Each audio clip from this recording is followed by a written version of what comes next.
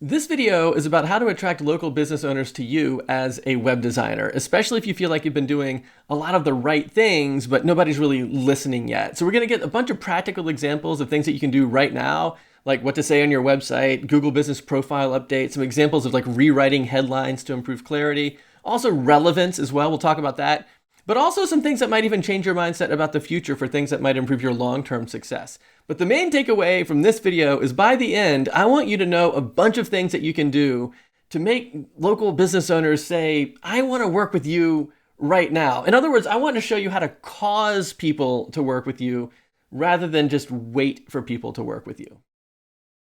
So let's talk about visibility versus authority, because visibility is pretty easy to increase simply through volume. You can just say more stuff in more places to more people and more people see you. But I'm not really just after visibility. I really want authority. I want more people to work with me. I want more people to work with you.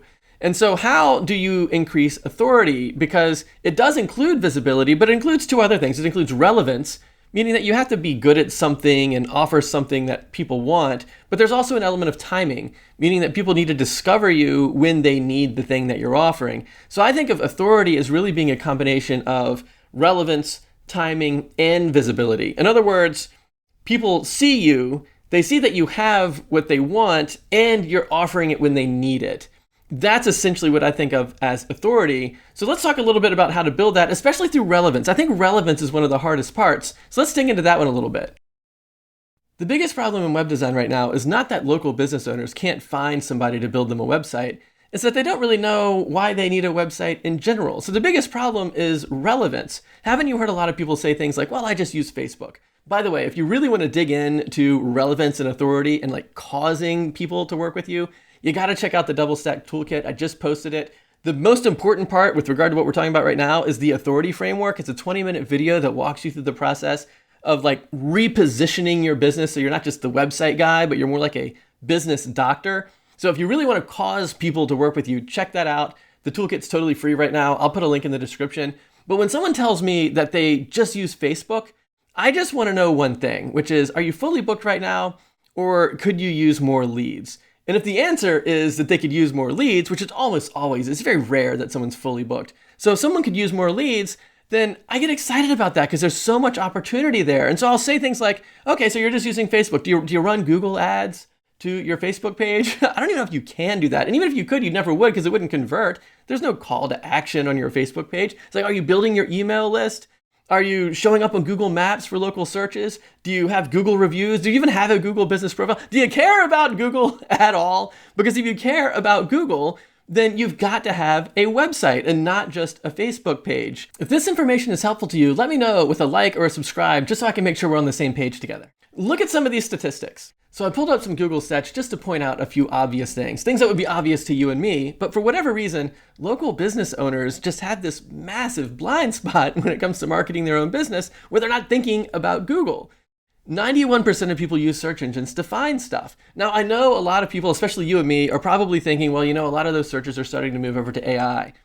But those searches that are moving to AI are more like informational searches. How do I do something? Or give me a recipe for this, or solve some problem for me. They're not local service business searches. The local service business searches are still happening on Google and on Google Maps. So what percentage of consumers are going to disregard your business if they can't find you online? 62%. That's a very large number. And if all you have is your Facebook page, you're not going to show up with the Google Business Profile. You're not going to show up in the organic search results for your website or anything. It's just going to be your Facebook page, which barely even counts. So what percentage of searches are local? Like we just said, 46% of the searches on Google have local intent. And I think that number is going to keep going up as more of the informational searches shift over to AI. The percentage of searches happening on Google is going to be a higher percentage than it even is today. And so what platforms do most customers use or consumers use for all of this? It's Google Maps. Google Maps is such a huge thing for local businesses. And so it's critical to have a Google Business Profile, to get reviews coming through that profile, to answer the right questions, to have the right content that links back to your website.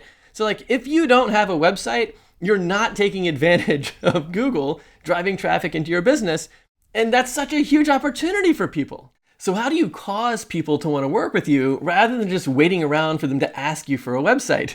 Tell people these things. It's so much fun too because you sort of see the light bulb go off in their eyes when you mention it, because everybody knows what Google is. They're just not thinking about it. And so when you share this information, they're like, oh my gosh, I can't believe I'm not doing this. I can't believe I haven't thought of this. This is crazy. Now that you're bringing it up, it's obvious that I should be working with you. That's how you cause them to want to work with you rather than just wait for them to come to this realization on their own. So let me give you some examples of things that you can actually say to further underscore the relevance of what you're doing. Write Q&A posts on your Google business profile with buyer intent phrasing. So instead of posting a Q&A like, do you offer free estimates, which no one is going to search, like free estimates for what? Who is you? Like, do you ever go to Google and type, do you offer free estimates? Nobody does that, right? It's like, what are you even talking about? So instead of writing something like that, why not write, what's the cost of residential garage door repair? That's actually something that you might search for, right? Because there's context. It's like, how much is it going to cost to fix the garage door at my house? Like, that is buyer intent phrasing. So do a little keyword research to look up what people are actually searching for and then answer those questions with hyper-local answers. But if you don't have the tools or you don't know how to do all of that stuff, join DoubleStack. Gabe will do this stuff for free. Gabe's the head of our SEO team, and he will do this kind of research for you for free to help you land clients so you can show them what they could be ranking for. It's a complete game changer. In the same way that we wrote those Q&A posts with increased clarity on your Google business profile, it's a good idea to rewrite some of the headlines on your website for increased clarity and relevance as well. So here's some examples that I actually took from the DoubleStack community. I did change the location on a couple of these just for the sake of privacy, but the point still remains. So we had this company that was a plumbing business. The main thing they did was emergency plumbing service, but they also did other things. They could install hot water heaters and garbage disposals and stuff like that. But the main thing was emergency plumbing. And the headline was, we fix it all. But first of all, there's no context. How do you even know that you don't even know they're plumbers yet? Like, fix what all, right? Nobody's going to search who fixes it all, right? So we changed that headline to 24/7 emergency plumbing in Richmond, Virginia, fast, local, licensed, because that's their main thing. And I'm going to talk in a minute about like how do you expand your Google business profile's reach beyond just your main service. But in the beginning, why not just focus on your most popular, most profitable, most heavily searched service and get as much traffic for that as you can? And putting that on your headline is going to make a big difference for that. So the next one was a bookkeeping service. And the original headline on the website was individually tailored bookkeeping services for businesses of all shapes and sizes. But as soon as you read the content on the website, you realize it's not for businesses of all shapes and sizes. In fact, it's really a very specific shape and size. Like, it's not for Fortune 500 businesses that have their own internal financial teams and stuff like that. This guy uses QuickBooks and helps you with your QuickBooks. So we rewrote the headline to say bookkeeping services in Fayetteville, Georgia, because you've got better things to do than QuickBooks. Do you see how that's so much more relevant? And it really, like, if I'm the kind of person that's using QuickBooks and I'm sick of doing it, this really resonates with me. So how do you increase the visibility of your business beyond just your primary service? So you go into your Google business profile, maybe you have a carpet cleaning business, and so you set your primary service as carpet cleaning, but maybe you also offer some other things as well. You don't want to go in there and just add a bunch of services so you have this gigantic list of services, because that's going to dilute the authority of your Google business profile. Because when Google sees that you do like a million things, they're like, oh, I wonder what you do the best. And then if there's like a long list, it can't really tell. And so you lose your authority, which is kind of ironic because you're building up a giant list of services, but that actually dilutes your authority. So what can you do instead? Well, take all of the other things that you do that are not really your primary thing or your most popular thing and click the Edit Products button and then add them as products. Put a little picture, write a description, and then link those products back to landing pages on your website. So in the context of a carpet cleaning business, you'd set up the main service as carpet cleaning, but then you'd add products for upholstery cleaning, tile and grout cleaning, area rugs, pet odor removal, air duct and dryer vent cleaning, move in, move out cleaning, Scotch guard and carpet protection treatments. Like, just create all of those as products, link them back to the website. And now if people search for really like specific things like Scotch guard and carpet protection treatments in Richmond, Virginia, like if that's where you're located, then you're going to show up for that stuff too. So let's take a look at how to actually write those articles.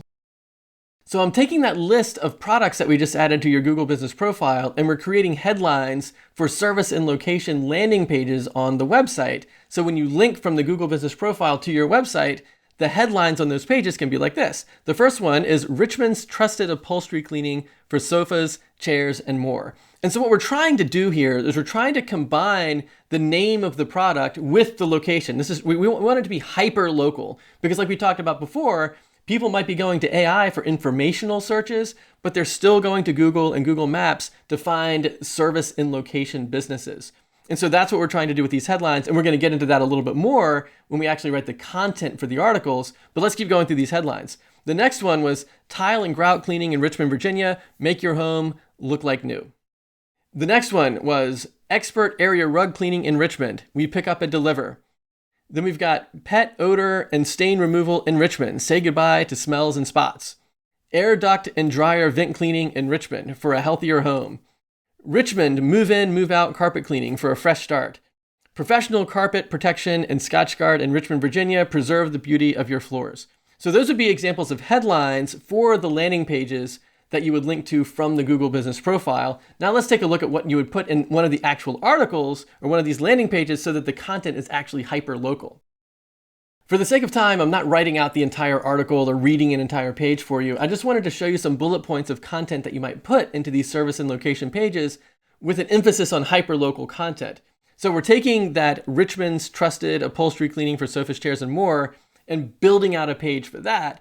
And so we might mention specific areas like from the fan to short pump. I grew up in Richmond and I know that those are like big areas that people live in that might actually search, hey, carpet cleaning in the fan, carpet cleaning in short pump. Then I might mention something about Richmond's humid summers and how that can cause mildew in upholstery, because Richmond does have very humid summers, and that would be something that's sort of local to where we are with regard to carpet cleaning or upholstery cleaning in this case. I might mention partnerships with other furniture stores or realtors, for example, that are in Richmond, because that would link you into other local businesses. Well, that's a whole other topic that we can get into later. But the relevance of local backlinks is a really big deal. But again, we'll do that later. The next one was perfect for rental turnovers near VCU. So VCU is a local college in Richmond, and we could say something like there's do deep cleans after student move-outs. That would be like a really hyper-local thing that a carpet cleaning business or an upholstery cleaning business might focus on in Richmond. That would not apply if you didn't live near VCU. Another one would be ask about our fan district refresh package. So we're talking about the fan again, because there's a lot of old buildings in the fan or like the inner city of Richmond. Perfect for historic homes with delicate fabrics, right? See how that's hyper-local because it's about the fan? And then there's one last idea would be like if somebody's new to Richmond, you can get 10% off your first upholstery cleaning as a welcome gift. So now you're kind of welcoming people into the area where you do your service, which is also really fun. So that's an example of a bunch of different content or topic ideas that you can put into these service and location pages with a hyper-local focus. So tell people this stuff. It's so much fun to see the light bulbs go off when you tell people that they're really only tapping into a fraction of the leads that they could be getting. And by working with you, they're getting all of this extra traffic and leads and visibility from Google that they're probably not even thinking about. It's so much fun to see that happen. It's really what causes people to want to work with you, so you don't have to just wait for people to decide they want a website. If you really want to dig into causing people to work with you, don't forget to grab the DoubleStack toolkit. You get like 3 things in it. You get the authority framework, which helps you make that shift from being just the website guy to the business doctor, which really is what causes people to want to work with you. But you also get a value pricing calculator and the lead lab, so you can find leads on a bunch of different platforms like LinkedIn and Facebook and Instagram, using nothing but free tools. There's an advanced Google search in there. If you haven't seen how to get leads with an advanced Google search, that will absolutely blow you away. So don't forget to get the DoubleStack toolkit. But we've really only scratched the surface of major problems that you can solve for local business owners. So check out this video right here, and we'll go through 5 high impact problems that you can solve for local business owners right now. So I'll see you right there.